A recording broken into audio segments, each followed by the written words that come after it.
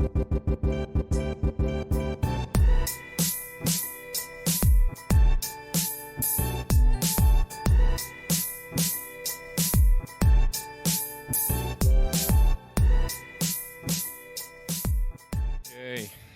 All right. AO, welcome back. Welcome back to Your Everyday Rich podcast. I'm your host, Jason. As you can see, my lovely co-host is not here with us. We had some technical difficulties with our microphone, but today we are interviewing a special guest of ours, someone that we met through our real estate network and have kind of seen a really cool story happen in the background. While we're kind of doing our thing, he's kind of doing his thing, and just a good guy to shoot the shit with too on some stuff that we've had some nice banter back and forth. But before we get into this, I do always want to, as we kind of say, like Your Everyday Rich is a podcast that we highlight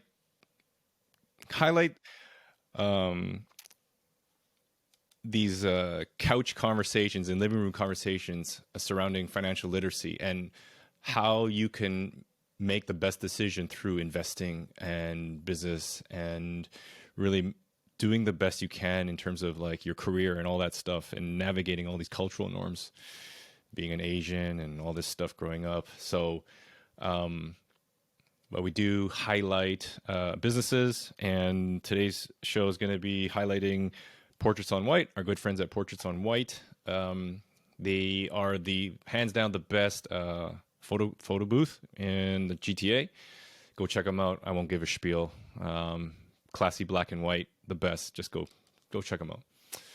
But our guest, I can give him a cool introduction, but I'm going to let him do it. But essentially, our guest, his name is Terry Nguyen. And Terry's a real estate investor. He is a business owner. He is a former tradesman who essentially has transitioned into this wonderful world that we call Airbnb now. And he's really created an interesting story for himself, along with his fiance, that really, I think now is just an amazing thing to see. Obviously watching him through social, but, connecting off of that. And what we wanted to do was obviously bring Terry on here to showcase his story, right? His journey of living his everyday rich and how that's evolved, how that's evolving, and talk about a few cool things. So Terry, welcome. Appreciate you coming on today. Yeah, thanks for having me, Jason, and Jen. Jen's here in spirit with us.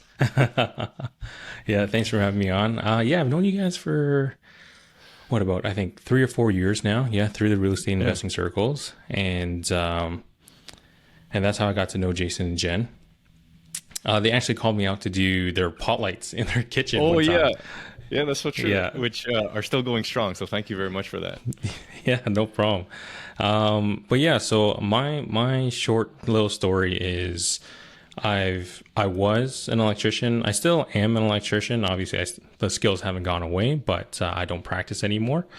And I've been I was an electrician for about 7 years. And during that time, as I was an electrical apprentice, I always kind of knew I wanted more out of life. And so I've always had like little side hustles. I would say the most successful one I had was actually running an eBay store where I would go to garage sales and thrift stores and flip stuff online as I was an electrical apprentice. So that was super fun. And from that, I started to go on social media and posting about that.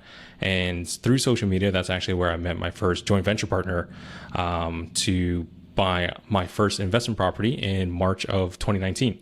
And that's where I started my real estate investing journey. So that's how I got started into real estate investing.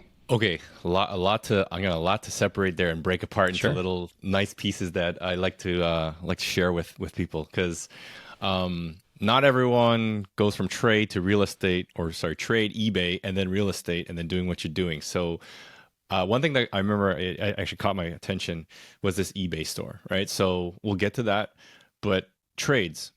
good money, right? I imagine, did you go straight into trades right out of school? No, so right out of high school, I went to George Brown College Yeah. for a year and a half for building renovation technology. So I wanted to become a general contractor back in the day, but I didn't really enjoy it, so I dropped out.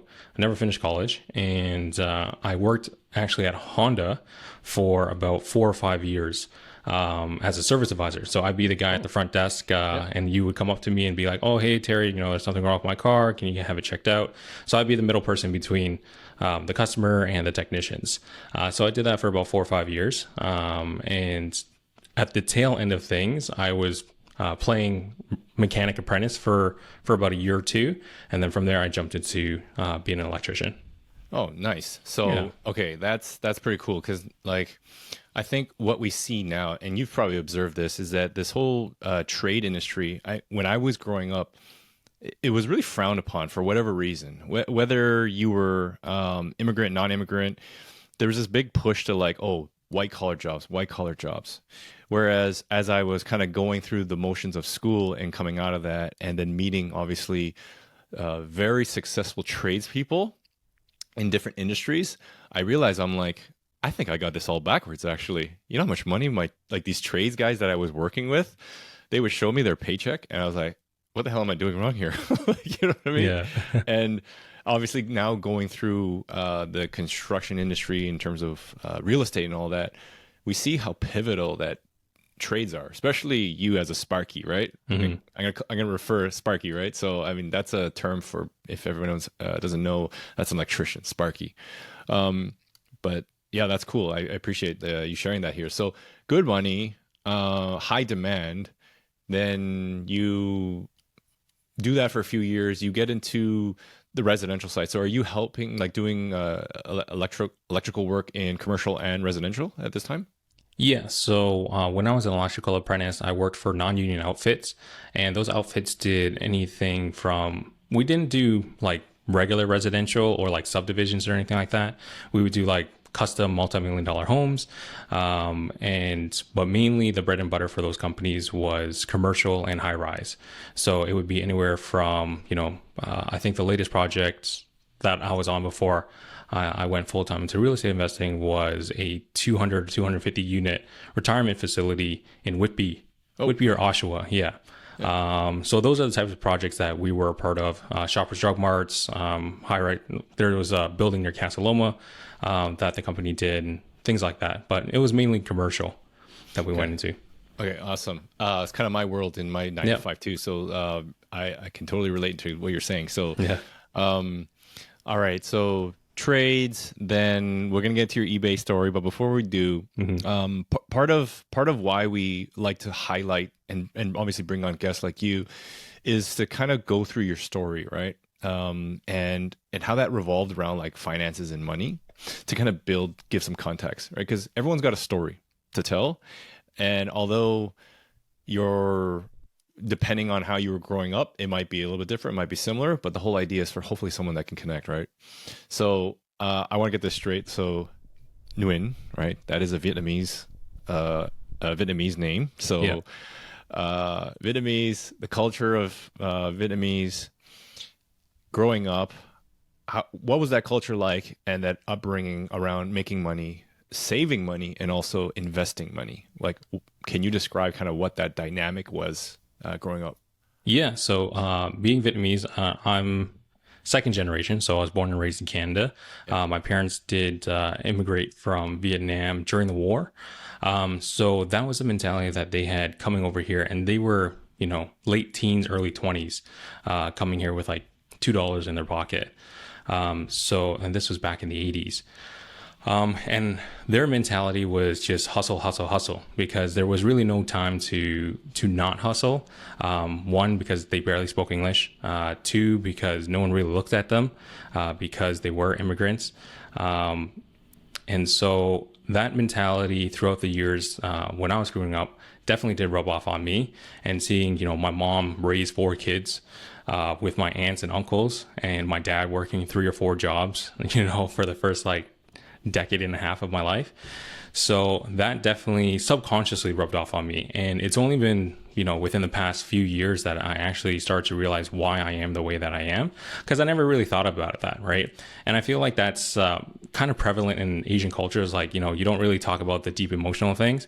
And I've been kind of diving deep into myself, and that's been a great blessing from my fiance, Christina, to kind of help me through that journey, because it is a journey. And now I realize why I do things instead of just doing them for the sake of doing them. But anyways, that hustle culture did rub off on me. And that's why, ever since pretty much I came out of high school, and even during high school, I've either had, 2 or 3 jobs, full-time jobs, or doing a side hustle, just buying stuff off of Kijiji and then flipping them out in person or something. And then, going to the trades and flipping cars, flipping houses, flipping stuff on eBay, building businesses on the side. Yeah, so that hustle culture has been very prevalent in my life, and as a character trait, I guess. In regards to like money, being raised in the Vietnamese culture, definitely saving was a huge thing. I think my parents, so they're in their mid 50s, late 50s right now. That generation definitely had a hoarder type of mentality, or a scarcity type of mentality, because they never knew when it would all stop, right? And so that's what I saw with my parents growing up, like, save things, and just kind of have things around all the time, just in case. And that's what I saw. In regards to making money, it was just, make as much money as you can, right? And try to save as much of it as you can. Obviously, they still took us out. We're a family of 6, so they still took us out for as much vacation time. We never really traveled, but it was like, going to Center Island or driving to Montreal, stuff like that. Still do family things. In regards to investing, there really wasn't any investing at all during I think the first like 25 years of my life seeing them. They did do wonderful things like buying a house for themselves. And I think that's their biggest, I guess, investment for them. But other than that, maybe some mutual funds and equities here and there. But not much on the investing side. So that's awesome. So here, what I was trying to do is paint a picture here, right? Because I think depending on where you are in your journey and how your upbringing was, there are little pieces here that are very similar, like to my upbringing, which I can completely relate to. And what we wanted to do here was to showcase how common this was, right? Growing up as a millennial. So how old are you? How old are you, Terry? So I'm 33 this year. You're 33. Okay. So you're I think I'm Gen Z. You're Gen Z. Oh, no, I think I'm still millennial. So I was born in 1990. So I'm like on the cusp. You're like both. The tail end of millennial, early Gen Z. So, yep. But your parents are kind of like the last baby boomer era, I think. Mm-hmm. I would say the very last baby boomer. So still that scarcity mindset of saving, because you don't know when it's gonna end, and you don't know if it could just be taken away because of like obviously the war and all that stuff that's happened when you emigrate. But all that, I think, puts us and shapes us to kind of what we understand, but why we start doing things, right? Like why we actually do. And I love that you brought it up, because without that self-reflection, like even for myself and Jen, like going through this, we're just kind of going through the motions, right? And we see it because we treat it as, well, that's normal. It's normal to act this way. Yeah. So like, is that kind of what you felt as well? Yeah, it was honestly like, this is what I see my parents doing. Like they're pretty much workaholics, at least during that time of my life. And I subconsciously just took that on, and work was number one priority for me for honestly between like 20 and 29, 30. I'm still kind of, I joke, and I'm a recovering workaholic, and it's been tough to kind of put those constraints in my life, because it was just like, I would pick up, 5 o'clock in the morning, go to job site for 7, and then finish at 3, and then either go to my second job or start flipping stuff on eBay. So, and it was like that consistently for years and years and years. And I never really understood why, other than, just building money for the sake of building money to hopefully get into investments in the future. But yeah, that's usually how it goes. That's cool because I think a lot of us are still at that phase, right? Whether it's like you're working for the accumulation or you're working for the distribution of wealth, right? Accumulation then distribution. So, all right, that's awesome. So this eBay thing, okay? Mhm. This eBay thing is really cool because I haven't met a lot of people that have flipped stuff on eBay other than like maybe three people and Gary V. If Yeah. you follow Gary V is such a huge proponent of flipping stuff on eBay. How did you get into this? Gary V. Was Funny it enough. really? Yeah. Yeah. So in 2017, he had a flip challenge, hashtag 2017 flip challenge. I think you can still search that hashtag on Instagram. And at that time, I was a second or third year electrical apprentice.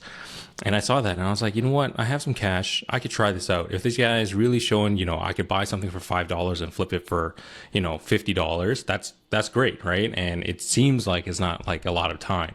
And it seems fun, right? The deal hunting and the treasure hunting is definitely a very fun part of it. Because I do know a lot of friends and colleagues that have done like Amazon FBA or drop shipping and run e-commerce stores in that capacity, but eBay is definitely its own very niche thing. But that is how I got into it, through Gary V. Yeah. So then what did you start flipping? Was like Honestly, man, it was anything and everything under the sun in the beginning, because eBay has this wonderful feature where you can kind of filter things out and literally just type it in and search it up and see what sold comps are. Just like seeing what a house sells for, or seeing what actually you can't really see what a car sells for, but Yeah. seeing what a house sells for, and you can do comps on eBay and to see whether or not there's a profit margin big enough for you to buy that. So in the beginning, I would go on the weekends to garage sales and I would buy like American Girl dolls, or vintage video games, or cassette tapes, or pretty much anything. Yeah, that's what I would start off in the beginning. so okay, so you actually went to garage sales and stuff like that. Did you ever go to like retail outfits and like clearance section? I remember there's a big push where you could go to Walmart clearance or Target clearance and stuff like that. Or was it strictly what you could scrounge from? For me, it was just strictly what I could scrounge and scavenge from garage sales and, Valley Village, Salvation Army, estate sales, content sales. And you know what? During the journey, like I was at that time, I think I was 26, 27. So I was definitely one of the young guns going out there, 7 in the morning, 8 in the morning, lining it up for a content sale when everyone else is like, 50 plus. But it was really fun to talk to people, and kind of just chit chat and stuff like that. But yeah, that's how I did it. I did see the avenue of going through like Walmart and going through the clearance section, or stocking up on multiple SKUs and selling it that way. But honestly, part of it for me was the fun of the deal hunting, and that kind of traveled with me throughout my entrepreneurial and real estate investing career, because that is part of the fun of real estate investing: looking for a deal, creating a deal, making something work with your numbers and stuff like that.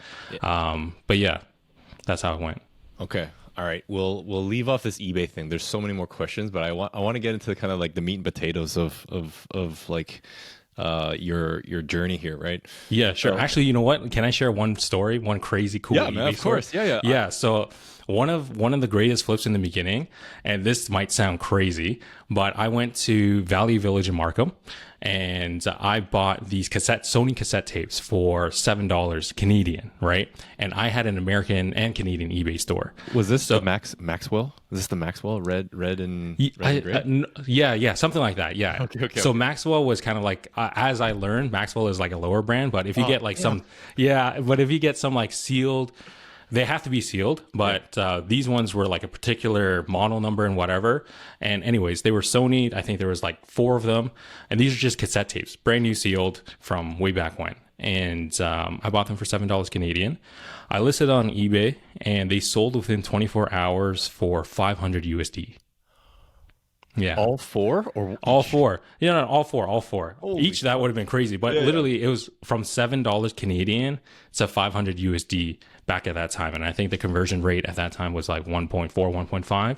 So it was an insane flip. And those are the fun stories. Obviously, not all stories are going to be like that, but that was part of the fun. Yeah.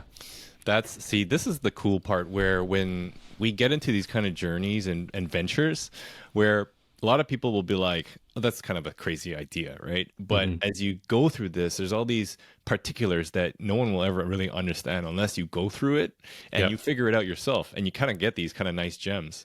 Yeah. And that's something where I like to relate to like investing in general, right? Or the work ethic is you put into work and you figure out ways to make it work, and there's going to be base hits, right? You're going to be base hits, you're going to get striking out struck it, I can't speak English. You're going to get thrown out, you're going to get Yeah. a few times, you're going to pop up, but you get those base hits, you get on bat, and then the more at bats you have, you're going to have those doubles and sometimes those home runs. Hmm. And that's really really relatable to investing and kind of where you're going with this story of Airbnbs. So Yeah. okay, eBay's Sony major flips, $500 from 7 to 1. That's an awesome Yeah. conversion. Um, well, by the way, Terry, if you're ever interested, I know you're not a stock guy, are you? No, I'm not a Okay, stock guy. all right, No. that's cool, all good. eBay stock is eBay ticker is EBAY. It's $45, but it's really only gone up 20% over the last 5 years. So if you kind of think about it right now, back in the hype of long, like when you started, eBay was massive before, like obviously Amazon and all this stuff. So this is a testament to the rise and fall of big titans, right? Where something can be used like crazy, but all of a sudden now no one uses eBay. I don't know anyone that uses eBay anymore. But Yeah. okay, cool. Then at some point you're doing this and you're still doing your job, right? You're Yep. 9 to 5, and then you get exposed to real estate investing, Yep. right? So how what got you exposed to that? Like what led to you doing all this and all of a sudden be like, I want to go buy and flip houses and renovate and do all that? Yeah. So, to be honest with you, I can't really pinpoint exactly where it all started. It was kind of accumulation of things over the years, but I did end up reading Rich Dad Poor Dad when I was like 19 or 20. And I think I only read through like half of the book, and I guess it just kind of stuck in me. And then as I was going through like, the eBay days and even doing side jobs as an electrician as well, I'm sure there's a lot of people in your audience that are always asking tradespeople to do side jobs for cash. I definitely did some jobs for cash, and that was great. And just from, I guess, from social media, just seeing people wholesale stuff on Instagram, like wholesale real estate on Instagram, doing flips on Instagram, and then eventually coming across Matt McKeever's channel and Andrew Hines' channel, and kind of learning the Canadian real estate landscape. That kind of opened my mind to like, oh, hey, you know what, this might be possible with the capital that I have, and maybe partnering up with some people and kind of starting this journey, and making some money in real estate. And real estate has always been to me, and this comes from my mom and my dad, like real estate has always been to me like this pinnacle of like, oh, hey, once you get a house, Yeah. you're there, you're like, you made it and stuff like that. Especially coming from my parents with an immigrant background, coming from Vietnam. Owning a house in Canada, I don't even think was a dream for them. I think it was just like, they just had to figure things out. And then when they got there, they're like, when they got to that side, they're like, oh, hey, you know what? We're here. They're, a lot of our friends and family, they're still renting or whatever, but we made it. Like we have a house, we have something called our own. And I think that kind of leaked into me as well. And, when I started researching also like, what the wealthiest people in the world own or do, a big chunk of that is real estate. Whether they talk about it or not, but a big chunk of, their portfolio is real estate. So I was like, all right, maybe between all the things that I just mentioned, maybe I can figure something out. And once again, going back to, Matt McKeever and Andrew Hines, I kind of like started trickling into me like, the Burr method, how to do flips, how to set up corporations, how to, do market analysis and do long-term rentals and stuff like that. So, yeah, that's how I got started into real estate investing. See, it's kind of crazy where you were literally just mentioning, Jen and I recorded something last night, and it was, you literally touched on, I just said the exact same thing we said. It was this whole like Canadian dream, right? And for a lot of people, it's out of touch, out of reach at first. And then when you get there, you buy your home, it's like, okay, well, what do I do next, right? But then also this whole concept of like, what do wealthy people Google? Because we're working for the sake of working at some point, and then you're bored, you Google stuff. Yeah. And it's funny that you Googled that or you searched it, because that's exactly what I did at some point. And I was like, shit, maybe we should have some more real estate in our portfolio, and it's Yeah. like that that leads into like this whole rabbit hole, right? You go into this Huge rabbit hole. rabbit hole. Yeah. Yeah. And there was no Canadian content. Everything was US based. It's like all these people in the US talking about, what's Bigger pockets. yeah, bigger pockets and Yeah. all these terms and, financing conditions that were like not applicable to us. But Yep.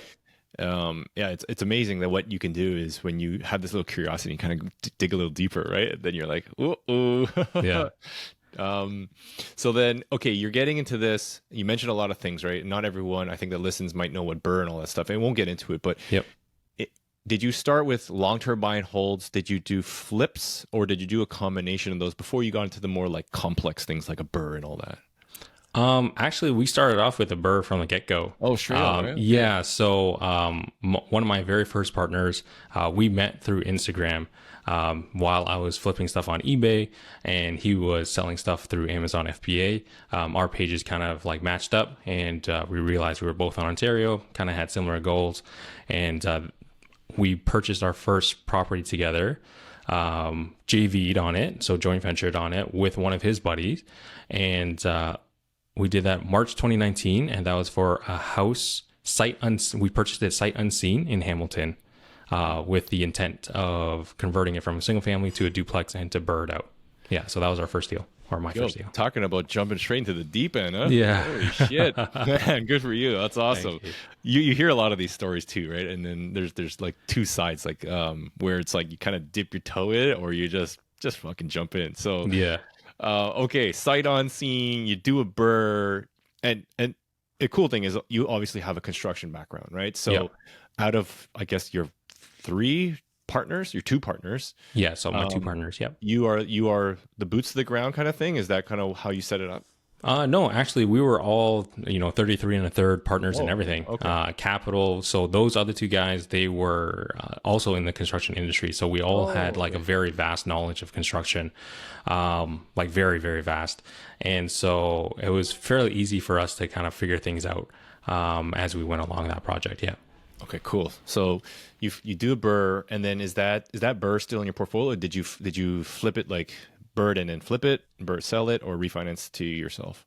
No. So actually, my partners bought me out on that one. Oh, okay. Yeah, yeah. So I even went through that avenue as well. Yeah. And then from there we went into, I had a second project, which was also in Hamilton, and that was a single family to triplex conversion.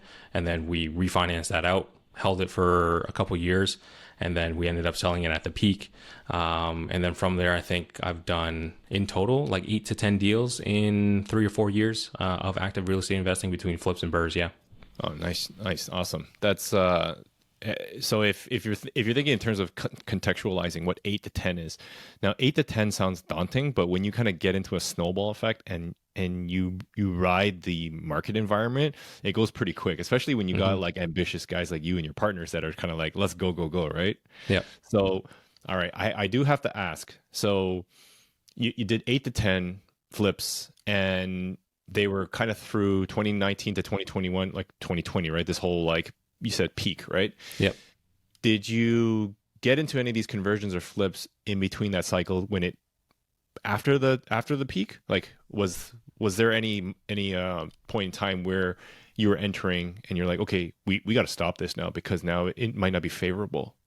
Yeah. So actually, one of, I guess, my last real estate acquisitions was for a single family flip in Barrie, Ontario. Okay. And that was last year, so May 2022.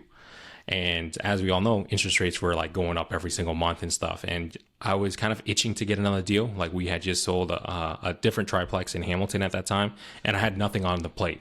Like I wasn't working on any businesses. I wasn't working on any acquisitions. I wasn't doing any renovations. I wasn't doing any side jobs for customers or anything like that.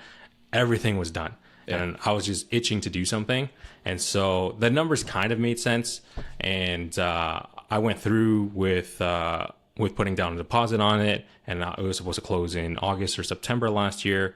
And as whoever's following the market, the interest rates went higher and higher, and real estate prices started dropping and dropping. And so this project that seemed to be, like a double ended up being, I was going to strike out really, really bad. So I ended up pulling the plug on that and lost my deposit. Yeah. All right. And so this is, I think what I wanted to highlight too, right? You mentioned Instagram before, right? And I think all of us, we're prone to this, right? Seeing a lot of smoke and mirrors online. Yep. And, I'm not, I'm guilty of that myself. There are some times where when I say you, me, we, everyone, we're trying to post a certain angle, right? And there's a lot more of this with other people than I would say the majority, but everything looks fine and dandy, whereas in reality, not everything is fine and dandy. Like, people will go through learning lessons like this, and I want to commend you by saying, like, appreciate you actually sharing the truth. Yeah. Is that, like, this stuff is what actually really teaches us life lessons about investing, about kind of how we look at macro things. And the wave never just keeps going up, and at some point stuff stops, and there's obviously things that we can't control. However, by you recognizing that and just saying, okay, well, I got to pull the plug, or else you could have been in even more deep water if you just hold stuff and never sell. So but yeah, that's awesome. So appreciate that. So okay, we're doing flips. You stop flipping. Are you still working your 9 to 5 at this time? No. So when I purchased that first deal in March of 2019, I was still working full time as an electrician for about another 3 or 6 months, somewhere in that range. But I ended up going full time into active real estate investing August 2019. Yeah, so from March to August, so 5 months, I was still working full time. But ever since August 2019, I've been self-employed. Yeah. All right. This is, I gotta tell I don't know if a clap is warranted here. It's been a very tough road for the last like 3-4 years. This is the beauty of it, is that I think whereas coming from my lens, like and a lot of people that have corporate careers, so to say, when we look at the outside of an entrepreneur, and I'm going to try to go on a tangent here, very, very short, right? Entrepreneurship can be a beautiful thing, right? If you take it head on. There will be like a lot of ups and downs, just like anything. But I just wanted to highlight the fact that, like, you dive head first into this, which also leads into the next kind of segment that I want to talk about, Airbnbs, which you have also dived head first into this. Yeah. Really, I think goes back to what we talked about at the very beginning of this, about this hustle mentality that I'm going to say our immigrant parents have blessed you with. Yep. Even though we see that as like, it sometimes is a downfall, right? But really, if anything, it served you well, because you're just like, shit, I'm just going to figure this out. Let's just go do it. Yeah. I would say definitely that it is one character trait that I did pull out of that hustle mentality. I don't necessarily believe, like, I'm not the same person I was 5 years ago when I started real estate investing and stuff. My viewpoints have definitely changed, but that hustle mentality and that lifestyle did build a lot of character traits that I've started to notice that not a lot of people have in regards to, I guess, risk, because I do take quote unquote bigger risks than what most people would. So yeah, I mean, there's always good and bad with everything. And I started to learn now that I'm getting quote unquote older, there's different seasons and different phases of everyone's life. And I'm definitely in a different season of my life than I was 5 years ago. Yeah, for real. I always use the analogy of the pendulum, right? You're always in one side of the swing where you're like pushing really hard, and at some point you're gonna go back to the other side because you kind of need to, because pendulum can never just stay all the way up, and we never find this bottom. Everyone's trying to search for this like balance of the pendulum.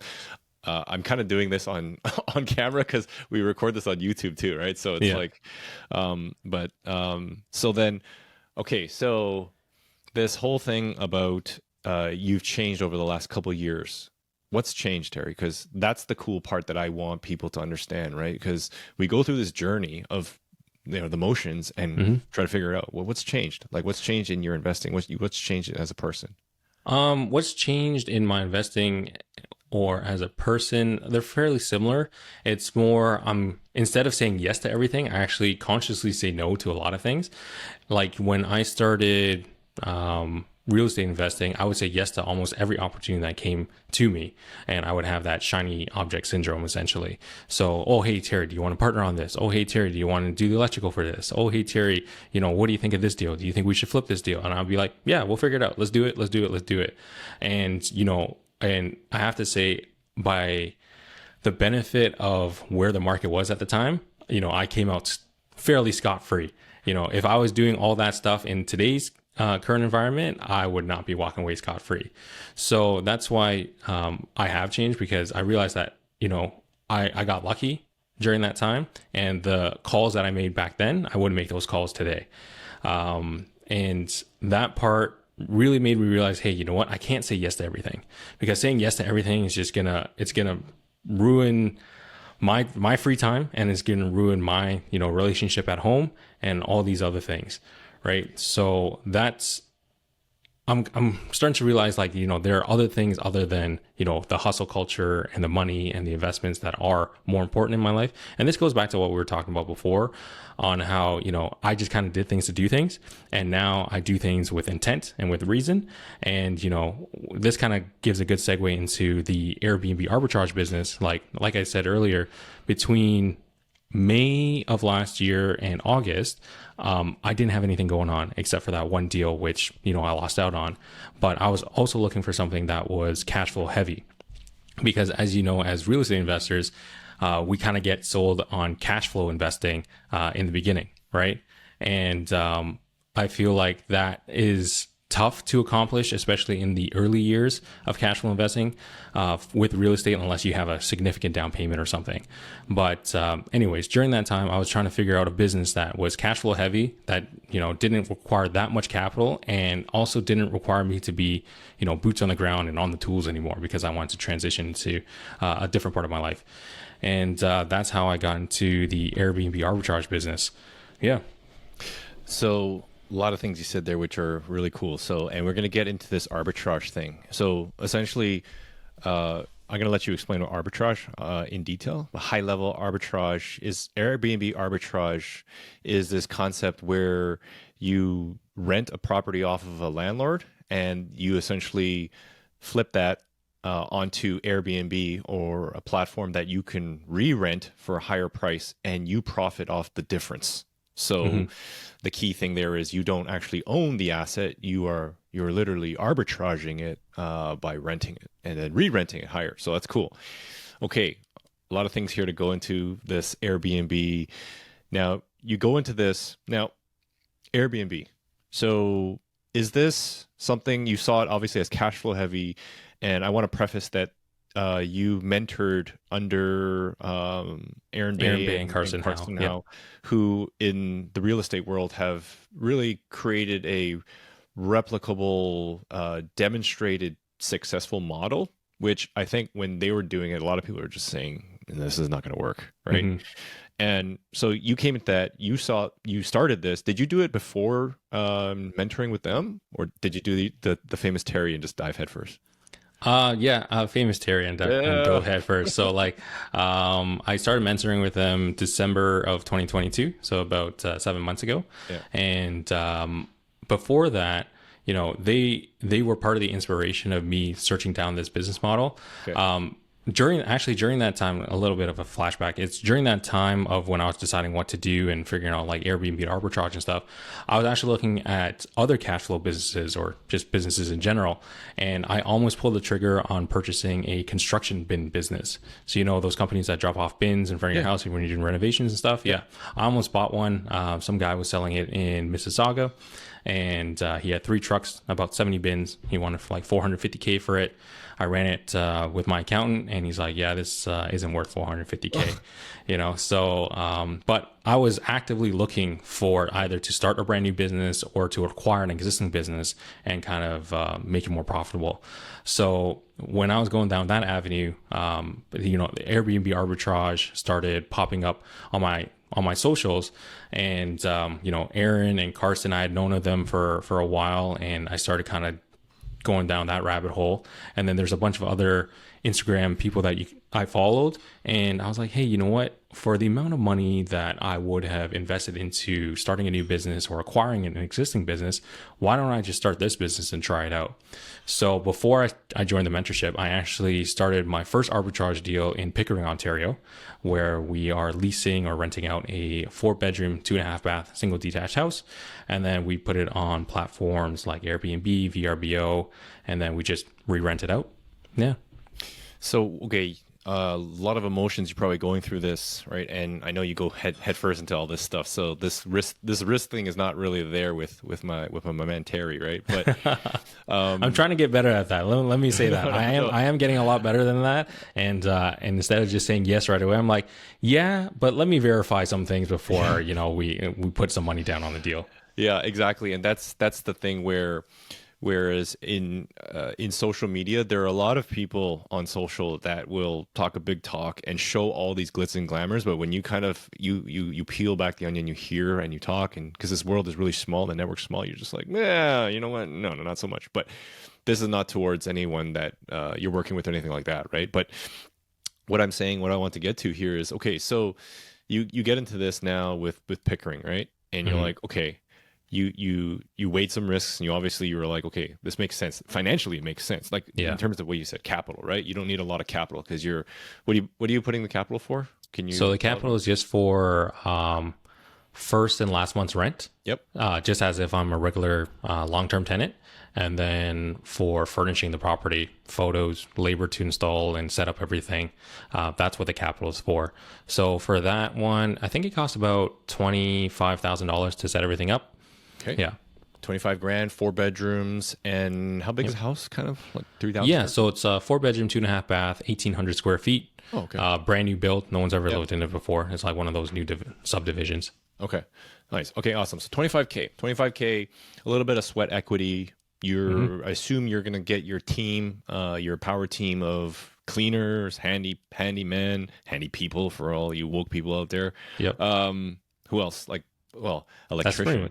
Yeah, I guess so. But honestly, that's pretty much it. Once you get the initial setup and, I didn't even have to contract a company. I just called a couple of my buddies. I'm like, hey, I'll pay you cash. Come help me this weekend. I'll get you some pizza. Let's just assemble furniture. That's all it is. And my fiance, she helped design the entire place, so it looks wonderful. And that's pretty much the initial setup. And then after that, yeah, just having cleaners, really. Cleaners are like the number one star on our team, because you got to make sure everything's clean and staged for every single guest and every turnover. And then handy people contacts. Honestly, it's close enough. It's only 30 minutes away from where I live, and that was intentional. So then, because this was my first venture into the space, I want to make sure that I could kind of drive there and kind of attend to guests in case anything happened. But I've had the place for, since October. So that's almost been 9 months now, and nothing's really happened. I mean, it's a brand new house. Yeah. And that's pretty much it. Okay. So you're doing the Airbnb, you put it live on the platform, you got everything set up. And has it been running to what you expected, or is it performed better than what you expected? I'll be honest with your audience here. It has not performed as I expected. Okay. I did project some different numbers, but it's been okay. I would say this is like a single base hit, to be honest with you, because during the time from October until March or April, anyone that's listening, we're in Ontario, so it's winter season here, and not a lot of people want to travel.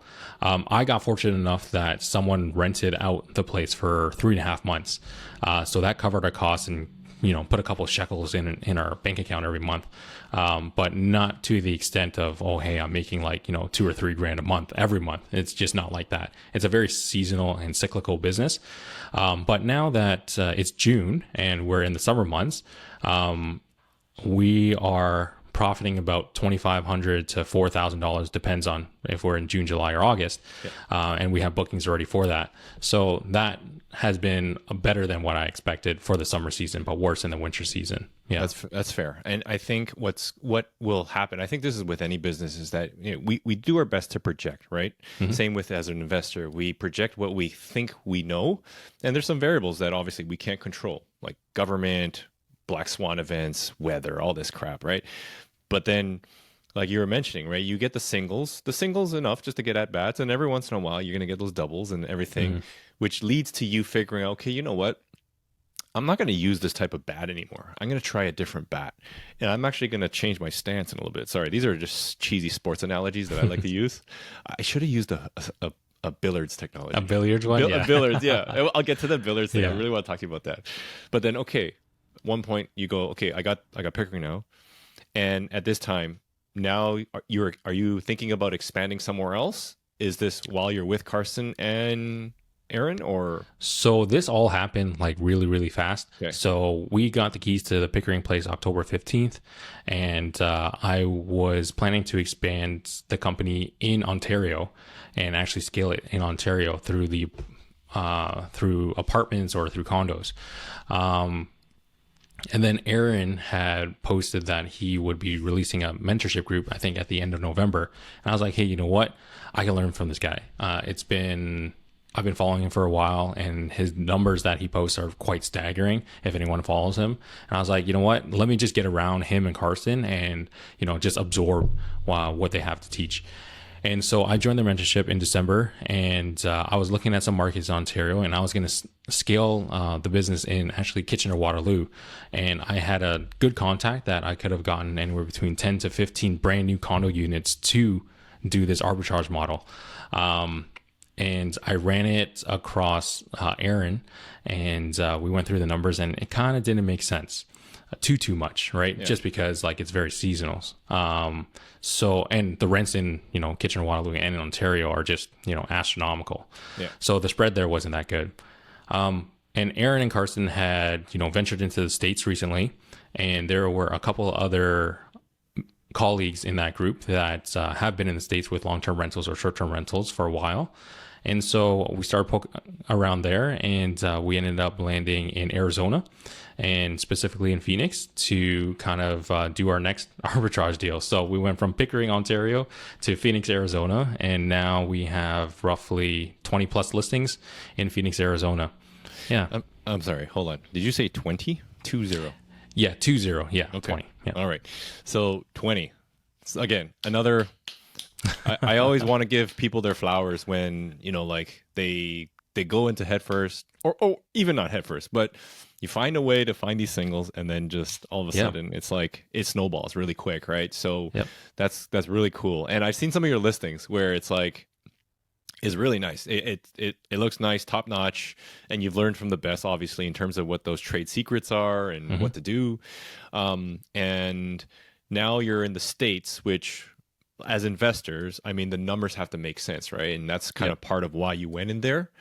What have you seen in the States now that is making it more attractive, other than just obviously numbers? Like, are there like qualitative factors, like being in Phoenix? Is there a reason why you went to Phoenix? Was it just purely numbers, or was there something like a tourism attraction or something like that? Because we hear a lot, Airbnb, go find where the tourism is, right? But that doesn't always necessarily work. So can you explain that?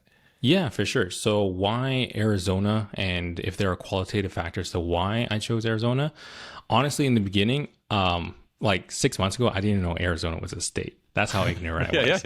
Yeah. And the only reason why I went, or one of the reasons why I went down there, is because Aaron and Carson had just picked up 10 units in Arizona. And I figured, you know what, if my mentors are, spending the resources to go down there, then there's got to be something there. Obviously, I did my due diligence just to make sure, the numbers made sense, and that I'm good to put my money where my, my research is.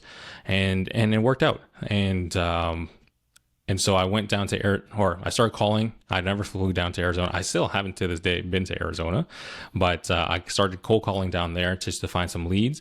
And there was one landlord who has a portfolio of a few hundred units, and they were willing to take me on as a quote unquote partner with them. So yeah, that's how I kind of scaled with Arizona. And in regards to qualitative factors outside of like the numbers, I guess, there are a lot of things that attract people to going to Arizona. It's a huge golf state for any golfers out there. I'm not a golfer myself. I just do hear these things through research. And, I think the Grand Canyon is about 3 hours away from there. And there's a bunch of other other attractions in Phoenix, Arizona to go to. Cool. So my friends and I are looking to plan a Phoenix trip in the fall. So I'm gonna have to reach out to you sometime, Yeah. see if that lines up. Okay, that's awesome. So, but 20 units in Phoenix, and you get into this. So you've set it up. I've seen the photos. I've seen some of the numbers you've shown, which are projecting, I think, better than your Pickering, I would imagine. Yeah. Okay, awesome. And that's where I wanted to get to, right? This whole thing where all the stuff that you worked out before, it was like, God damn, why is it not working out, right?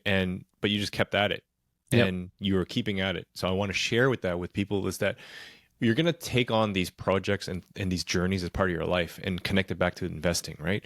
Whether it's investing or business building, everything doesn't go smooth right away, but we expect everything to go smooth because we're very ambitious, right?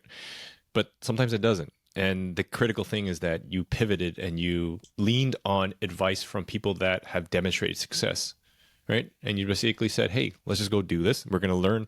We're going to get the plane off the ground, figure out how to fly." Right? Yeah. Yeah. Okay, cool. Then you're getting into this Airbnb business, and you have Chris, right, in the back, your fiance, Yep. who you mentioned did the designs initially. How has she been integral into, I guess, this business? Because what's your business name again? Can you remind me? Yeah. So the company name is Terra Casa Homestays. Okay, and is Terra Casa a combination of both you guys? Wow, you're good. Yeah, actually, right. yeah, it is Okay. between Terry and Christina, and then we also added some real estate flair to it. So Terra Casa, if you break it up into two words, is Earth Home. Yeah. Oh, okay, all right. So yeah, I'm not the sharpest tool in the shed, but I can kind of put things together. But okay, cool. So obviously, a big part of your everyday rich is like a journey together, right? With whoever is in your journey. And obviously with me, it's me and Jen and our kids and our friends and family. You with Chris. So how does she like fit into this picture? Like, how did you guys kind of come up with like, "Hey, Chris, I want to go do some Airbnbs now. You want to jump on board?" Like, how did you talk about this? How did this living room conversation start? Yeah. So my everyday rich with Christina and our living room conversation, how did it start? Is she knew that she saw me flipping real estate for the past couple of years, doing birds, and I actually opened her mind into investing into real estate, and all the terminologies that we talk about, cash out refi, no money in the deal afterwards, cash flow positive, all these buzzwords and stuff like that. And we actually are partners on 2 real estate deals right now, outside of our primary residence. And so she saw that I had finished my last project and I had this berry deal going on. And I was just like kind of just twiddling my thumbs, to be honest with you, while I was trying to figure out, should I buy an existing business or start a new one? And I brought up, maybe I should do this Airbnb arbitrage thing. And, I showed her some videos on Instagram. I kind of ran some quick numbers with her. And I was like, it's less riskier than flipping a house, right? For example, like a $500,000 house. As a real estate investor, we have to put down 20%. Well, we don't have to, but that's generally recommended, especially buying through a corporation. So that's $100,000 on a $500,000 house. Plus, I getting a mortgage either through private and then, fixing up the place and then selling the place. Like, it's an arduous process versus, why don't I just spend $25,000, rent this place out and make a couple bucks and then figure out this business and then scale that way. So that's how the living room conversation started. It was, less capital, less risk in our eyes, to go down this route versus continuing flipping or doing something in that capacity. Yeah. Okay. And is Chris more on the conservative side, or is she similar in terms of let's like go waist deep right away? No, she's definitely more conservative than I am. Definitely much more conservative than I am. And she kind of has to like pull me back sometimes. And, being in a relationship, we do have a lot of differing opinions, but at the end of the day, we still respect each other. Yeah. And that's why we can have conversations that progress us forward. And I think that's more important. And one of the things that, I've learned over the years and through her is, it's me and you versus the problem, not me versus you. Like, there's a problem out there, me, you versus that. And that's how we can kind of, what I guess commonly would be tough conversations to have in a relationship: finances, can I borrow money? I won't have money for this month, or, we might have to postpone our vacation, or all these things. It's just, this is where we're at right now, and let's just figure this out. And so she's been integral in the company in regards to the design and to making good decisions for, where the company should be going forward. And that's very non-tangible things that are super important for a business. And outside of that, like, she's just my rock. Like, honestly, without her, I'd be in Arizona right now trying to put together these units and stuff myself. So, and that's great, because having those constraints make you think creatively and make you kind of evolve yourself. And I know it may sound kind of corny, but it is an evolution and into, a different person. Like I said, like, I'm not the same person that I was 5 years ago when I started flipping and burring and all these other things and having like 2 businesses and multiple projects on at the same time. Everything is a lot more intentional and a lot more direct into, hey, you know what? Is this going to be more beneficial for our future and more beneficial for the business? And are these risks that we're willing to take on worth it for us? And we have those types of conversations instead of saying just yes to everything. Yeah. The being able to be transparent with your partner, whether it's business partner or your life partner, is really important in so many facets. Whereas I think what happens is, because of our childhood or just character traits in general, in terms of who we are and how we've evolved, like you said, there's always these, I call them money demons, that sometimes we carry on, or something like that, where it potentially can be more damaging if you're not straight up with things like this, right? You mentioned, hey, this is what's happening. We might not have in the projected revenues or anything like that. So, babe, we're not eating lobster or steak this month, okay? Yeah. We're going to be eating some ramen or pho or whatever it is, right? Yeah. And then but that's the reality, is that you guys are going to work things out like that, versus hiding shit under the carpet and then be like, surprise, hey, I got $55,000 of credit card debt that I never told you about at 20% interest. But that's the whole gist. And I love that you mentioned that, because it's so core to like the message that we're trying to share with people. And through your kind of story of like, it's a journey together. It's not just you. So that's awesome. Okay. I love that Chris is part of this, and it seems that you guys are having a lot of fun, and you're going down this rabbit hole of going through more. So is that where you guys see yourself in terms of like evolving your everyday rich, in terms of like, what do you see your everyday rich now as it's evolved, right? How is that? What is that for you now? So for us, like, our everyday rich is, we spend all our time together. So she works from home, I now work from home, and so we're always together. Our everyday rich is trying to make that time together more quality time. We love eating out. Like, if anyone ever has any, recommendations for restaurants and stuff, please send them our way. We love to eat out. He definitely does. I follow him on Instagram. Every time I see them going out, I'm like, God damn, Terry, this is an amazing dinner. And by the way, Chris looks like an amazing cook, because I'm just like, hey, Jed, do you see? You see this? Yeah, she is an amazing cook. I'm also an amazing cook too. She kind of forced me to learn how to cook. All right. So I'm starting to get better in that field as well. But between quality time and great restaurants, we do also like to travel as well. And we've been talking about living somewhere else and being snowbirds as well. What else? We do like the nicer things in life. Like, we do like designer stuff, and that's not good nor bad. And I know a lot of real estate investors in the world, or investors in general, be like, oh yeah, why are you buying that Dior thing? Or why are you buying a Rolex? We enjoy it. We like it. If we have the disposable income to do it, we're going to do it. What else? We enjoy our hobbies. She plays volleyball. I play billiards.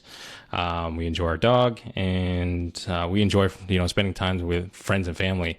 And honestly, like, one of the reasons why I guess I've been hustling for all these years, and now, building this business and having more constraints and stuff like that to figure out, oh, hey, instead of me working 16 hours, how can I accomplish everything in 8 hours? Is so that we can make more money and spend more time with our friends and family. Like we love going to the cottage with them. We love creating memories with them. And I think that's our everyday rich, really, is just like enjoying our lives to how we see it, traveling the world, enjoying times with family and friends, and buying nice stuff. That's it. And this is exactly what I love hearing, right? When we ask people, everyone has a different answer, and Yep. there is no wrong answer because it's your everyday rich, right? So the fact that one thing is to keep in mind is that you mentioned that hopefully everyone hears is that he spends things on the things he likes, they like, right? And it's not a question about, well, yeah, it's not an asset, it's a liability, and all this shit that people will spew about, which I do admit, I do harp Jen on her, like her bags and stuff, but like, Yeah. Jen, the per wear per use, it's not really great here. So I know what you mean. I was like that too. right? Yeah, I know what you mean. But like, oh, you're gonna buy a bag for $2,000 and wear it twice? That's $1,000 time. I know. Yeah. But then I thought about it afterwards. It's like, hey, you know what?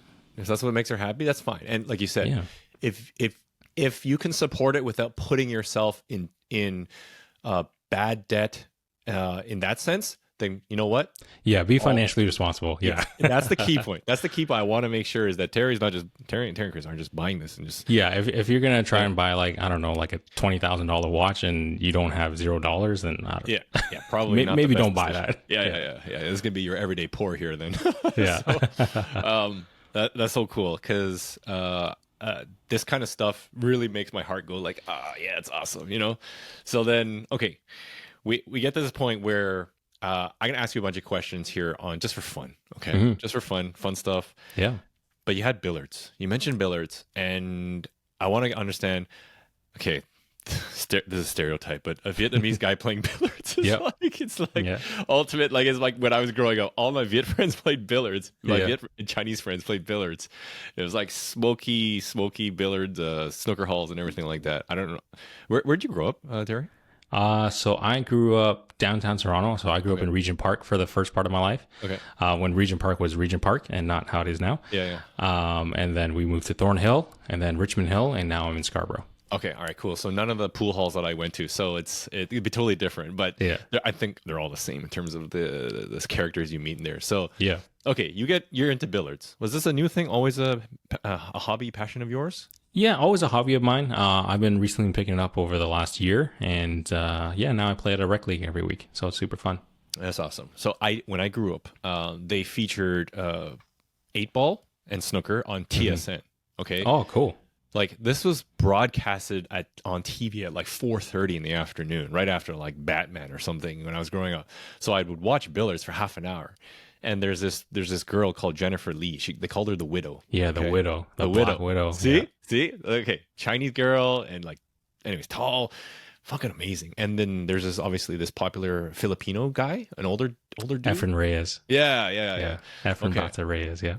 Yeah. And this kind of stuff, see, these are the random things that I watched, and I started playing billiards because of that, right?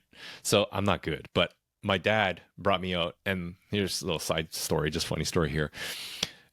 Before I was actually 19, because you couldn't get into a billiards pool hall because of obviously age constraints. Yeah. But I managed to go in with my dad when I was like 17, and I convinced my way to the owner of just letting me in, giving me a pass. So they gave you like these pool hall passes. So you had to be a member, sign up. And he looks at me, he's kind of like, how old are you, kid? I'm like, I'm 19. He's like, looks at my dad. He's like, yeah, right. Because all my other friends were old, like they managed to get, their friends, older friends to bring them in. And that's how I ended up going. And then obviously we go to other ones as we get older. But this whole billiards thing was really, really cool to be able to call pocket and all that stuff, and it's just a cool thing to do. So it's awesome that you're doing that too. So yeah, man, we should definitely shoot one day.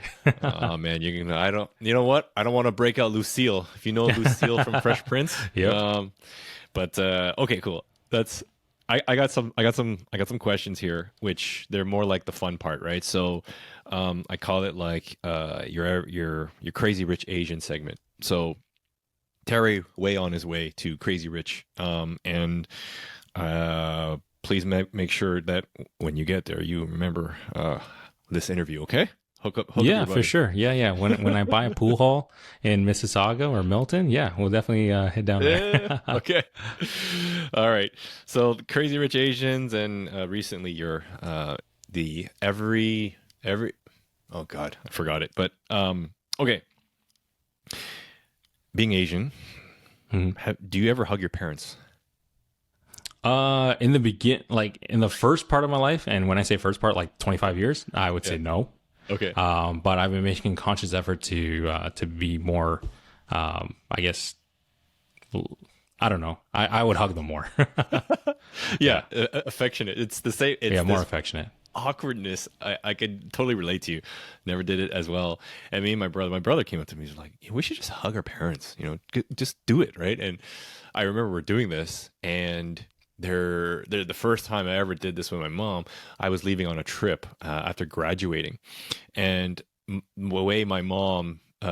I guess not. What's said goodbye to me. We were at the airport and dropping me off, and I'm like, "All right, see ya, ma." And I'm like, I kind of got to do this. I kind of Yeah, go into, and she just goes, I'm tapping your shoulder, like, yeah, yeah, you have a good time, be safe, okay? yeah, yeah, yeah. And then now it's more like we grab them. So no, that's funny, man. That's cool. Okay, cool. Uh, pho or pork chop on rice? Pho. Yeah, Yeah. Okay. yeah, all day. Uh, all day. Yeah. Special or anything specific? For me, so I don't like tendon and Okay. I don't like cartilage. I hate that mouth feel. Yeah. So for me, I'm super basic. I just get PO2, which is just rare beef. PO2, is that Yeah. which store is that? PO2. Honestly, almost every of them, it's Yeah. very close, like between PO2 or PO5. Like all pho places are pretty identical or similar, I should say, to that. But yeah, I just get the pho with rare beef. Sometimes if I'm feeling a little spicy, then I'll get it with beef brisket. Okay. Never BBH or anything like that? No. Okay. It's Like, like sometimes, but like BBH, like you have to find a really good place that makes it well, and like that broth sits overnight and stuff like that to really soak in that flavor. And I think there's a couple places in Mississauga, and I think one in Gene and Finch that are really good for that. But no, BBH it can be disappointing sometimes. I totally agree here, and it can be overly spicy sometimes. But Yeah. okay, cool. Two piece or a single piece cue? Like What do you use? billiards cue, Yeah, billiards cue. 2 piece. I don't think Two-piece? anyone has a single piece.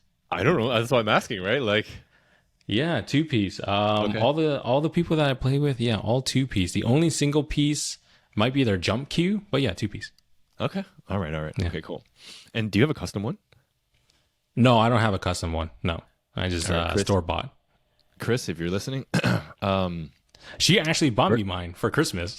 oh, okay, Yeah, all right, all right. it was I wouldn't say it's a cheap cue, and she bought that for my Christmas gift when I was getting back into the sport.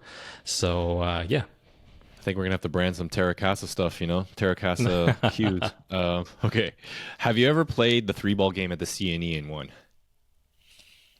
the 3-ball game, like the Yeah. billiards 3-ball game. Yeah, like No, they put three balls on a table, and you have 3 tries. so it it's 4? actually 4 balls. Yeah, Oh, okay. it's 4 My balls. bad. All right. You get that 4-ball game. So I have played it before. I have not won it, but I'm definitely going to try again this year and see how it goes. All right. I want you to go try and win this thing, because that's I've never seen anyone win it. I'm just like, God damn, this is so hard. So Yeah. okay. A few more. Hot pot or Korean barbecue? Ooh. Right now, I would say hot pot. Hot pot has been a really good season for us, and we're in that season. We're even having hot pot at home, so it's fantastic. It's June and like 30 degrees. So Yeah, still having hot pot. Yeah. here's to all the naysayers of hot pot. It's like, it doesn't matter how hot it is. You can have hot pot, okay? So Yeah, yeah. Everyone should go to like there's always like an Asian spot in their community, right? Where there's like one or two plazas of just like Asian, straight up Asian restaurants. For us, the closest one is Midland and Finch and Scarborough, and it's all like Chinese, Korean, Oh yeah, Vietnamese restaurants and I stuff. know where that is. Yeah. And if you go there on like a weekend, it's packed and people Oh, are yeah. eating hot pot, Korean barbecue. Doesn't matter if it's 40 degrees outside. Yeah, hot pots right now. And this is the hustle culture of Asian community, okay? Never closed on Christmas, never closed on Boxing Day. It's always packed. So you always wonder, but like, do Asian people ever cook at home? It's like, well, here's your answer. So, Yeah. okay, cool.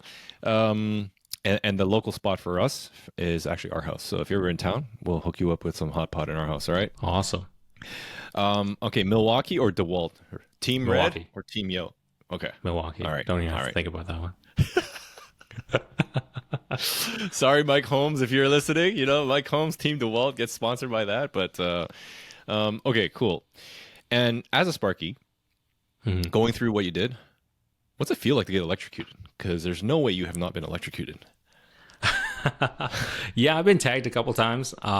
It's not fun. And it also depends on the voltage. If you get tagged, like you see that plug in the background over there. Yeah. So if you get tagged by that plug, it's 120 volts.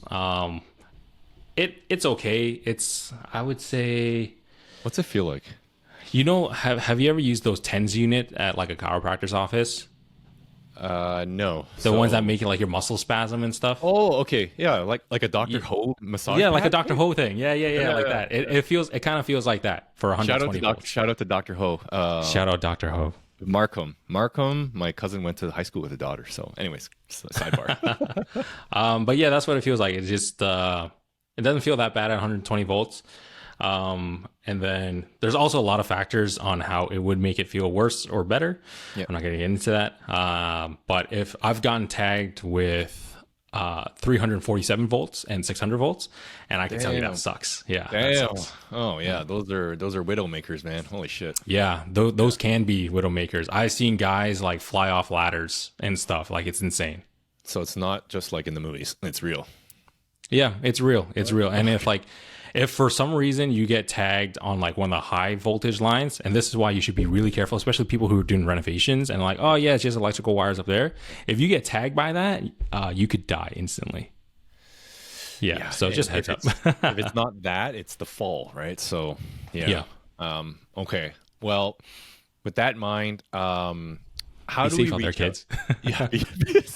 don't do what Terry does, okay? Yeah. But okay. Jen, any questions? No? Okay, well, I got a few wrap-up things. How do we find Terracasa? So how do we connect with you and learn more about arbitrage, learn more about just kind of what you're doing and help people out? Yeah, sure. So I'm pretty active on Instagram. You can reach out to me on my personal one, terry.ttn, or you can reach out to the company Instagram, which is Terracasa Homestays. Okay, cool. And then if you're looking to stay in Phoenix, Arizona, or Pickering, you know exactly where to go. Yep, hit me up. We'll put a promo code for $0 because you should pay full price to everyone. Okay. Okay, awesome. And then anything in terms of you wanting to live your everyday rich and you evolving, what would you tell to people that are going through a journey, that are trying to figure out their everyday rich, their investing journey, not started? What would you say? What would you kind of part words with? Yeah. So one thing I would preface it with saying depends on the season that you're in. Jason and Jen are definitely in a different season than me and Christina, and me and Christina are in a different season than my cousins who are 19 or 20 years old. But one thing that might ring true for all generations is to look at things on a longer time horizon. Like when I was doing flips and when I was handling renovations and dealing with clients and stuff like that, things would be all so go, go, go, go, go, go, go. Right. But now that we're in this business and looking on things on an annual basis, the decision-making process is definitely for the best decision versus the right now decision. And I think looking at things on a longer time horizon to see what's the best for you in your circumstance might help. Okay, that's cool. That's awesome. Terry, this has been great, man. Like I didn't realize like we've been at this for Like an hour and a half an now. hour, an hour and change now. So that's kind of why it's so fun to do these kind of things, right? Because you hear some great stories, and I appreciate you coming on and sharing your wisdom.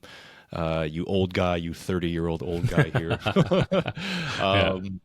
um, and we will post obviously your IG and everything. And I'm sorry Jen couldn't be here, technical difficulties, but we look forward to seeing kind of more what you're doing here. And I'm more than willing to reach out to you for all these things. So I appreciate you sharing your story with everyone, with our 8 listeners and 10 subscribers. So, but yeah, no, thank you. Appreciate it. And to everyone out there, if you're listening here and still with us, thank you for the support. Help us by sharing Terry's story so that other people can hear these conversations, these couch conversations that we're having right now. And so that you can make the best decisions and take some of this stuff to live your everyday rich, because that's exactly why we won't want it in the first place. So appreciate it. Share, rate, like, subscribe, all that stuff. And we will see you next time. So, Terry, thank you. Appreciate it. Yeah. Thanks for Peace. having me on. Appreciate the time. All right. Peace. Your Everyday Rich podcast is presented solely for general informational, educational, and entertainment purposes. Any such information or other material should not be construed as legal, tax, investment, financial, or other advice. It is not intended as a substitute for the advice of a qualified professional.